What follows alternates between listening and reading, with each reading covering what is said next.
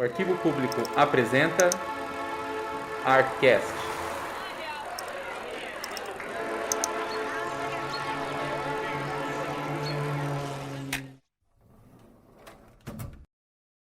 Olá pessoal, bem-vindos ao primeiro episódio do ArcCast, o podcast do Arquivo Público e Histórico do município de Rio Claro. Aqui a gente vai abordar diversos temas, desde os cuidados com os manuseios dos documentos, os trabalhos técnicos de gestão e preservação documentais, histórias de vida contadas pelos nossos convidados e muito mais. No episódio de hoje vamos conversar com um dos coordenadores do Arquivo Público e Histórico de Rio Claro, o Edinaldo da Mata. Edinaldo, se apresenta pra gente, por favor. Olá a todos, eu sou o Edinaldo, eu sou funcionário aqui do Arquivo Público de Rio Claro desde 2014. Meu cargo é analista de gestão documental e eu sou o coordenador do arquivo intermediário. Já que a gente comentou sobre o manuseio dos documentos, qual conceito e caracterização você daria a um documento de arquivo? Bem, o documento de arquivo, ele nasce para cumprir uma função administrativa burocrática. Então ele é tramitado entre secretarias, entre departamentos, então ele nasce para cumprir essas funções administrativas. Já um documento pessoal, ele está mais dentro do âmbito particular da pessoa, né? São os documentos que registram desde a sua existência, né? Sua certidão de nascimento, RG, CPF, até documentos relacionados à sua vida acadêmica, escolar, profissional. Você tem algum outro exemplo de documentos ou de materiais que podem ser considerados como documento pessoal? Os documentos pessoais são todos produzidos dentro do seu âmbito particular mesmo.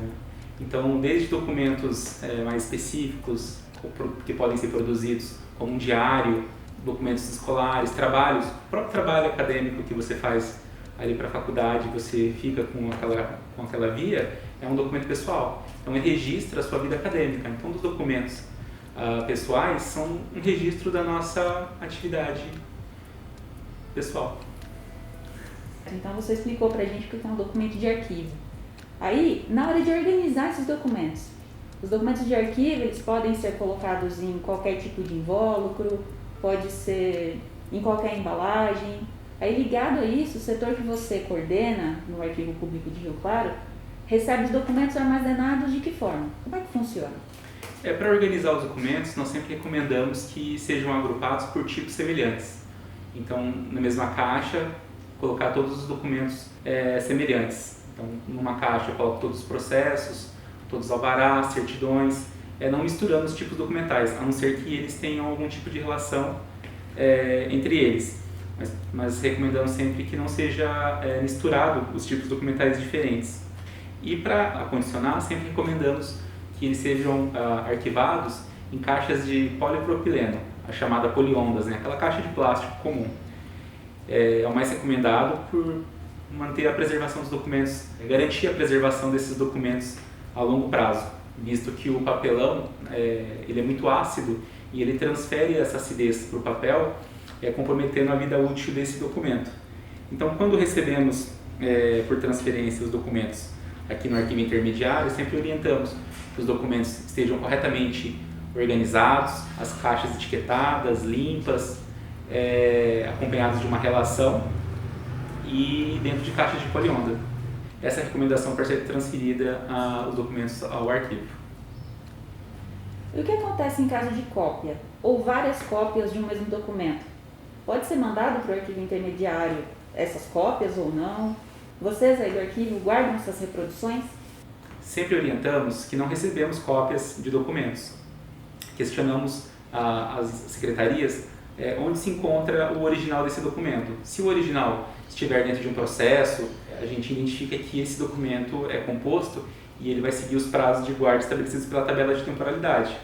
Portanto, a gente sempre considera o original como uma via de arquivo.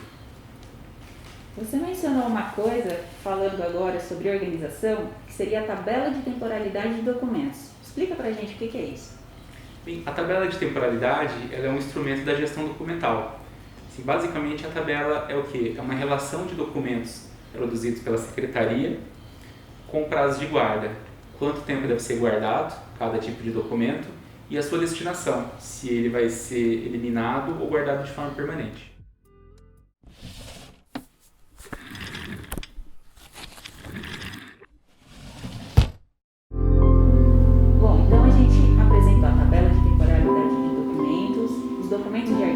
a sua organização na repartição. Mas e aí, Ed, como é que se faz a gestão desses documentos?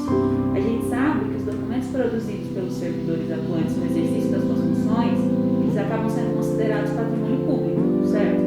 Como o poder público tem que fazer a gestão desses documentos e dar acesso a eles para a população?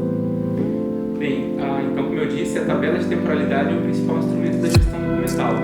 E a gestão documental, ela vai sistematizar a produção desses documentos, o uso, a tramitação e o arquivamento desses documentos. Então a gestão documental faz o controle dessas operações, para que o documento, dentro do contexto do arquivo, esteja de fácil acesso, o arquivo esteja organizado para que eventuais solicitações de acesso à informação ele possa ser localizado de forma rápida para dar o acesso ao documento ao cidadão ou quem estiver interessado.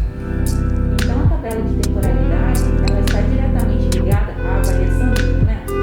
Então a avaliação de documentos ela é feita pela tabela de temporalidade. É um instrumento primordial para a avaliação, para poder identificar quais documentos vão ser eliminados, quais serão guardados de forma permanente. É importante que a tabela tenha um índice remissivo e permutado.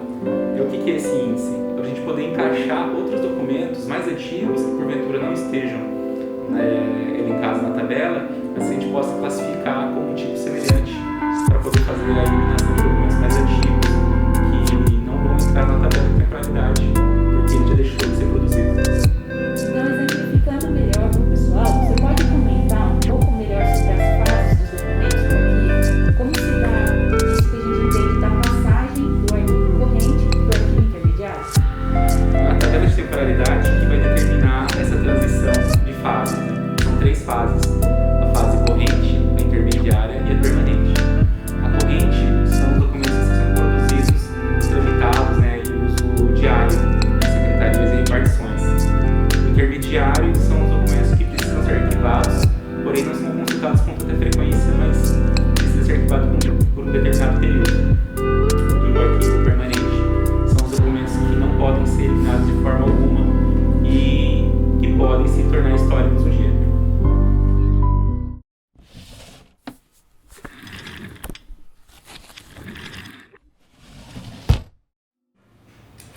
Muito obrigada, Ed. Bom, foram apresentadas aqui várias informações técnicas, para o pessoal.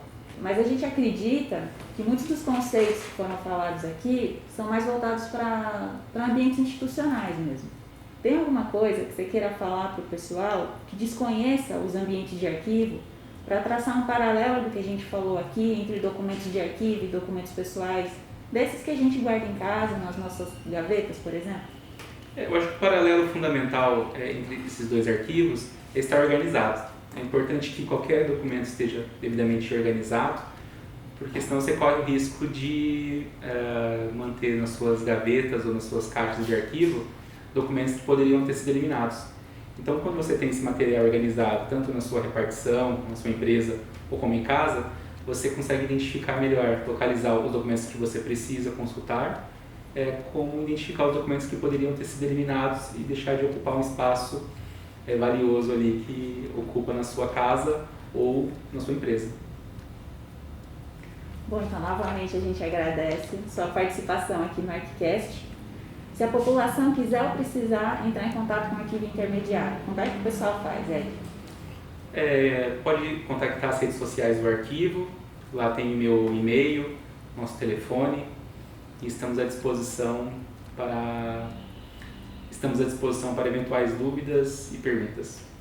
Então, quem quiser entrar em contato com o Arquivo Público e Histórico de Rio Claro, é só acessar as redes sociais institucionais no Instagram, no Facebook, no YouTube, além do site da instituição, que é o www.aphrioClaro.sp.gov.br, e pelo WhatsApp, que é 19 99562 5563. O expediente do arquivo é de segunda a sexta-feira, das 8 às 17 horas. Muito obrigada por todos nos ouvirem e até a próxima.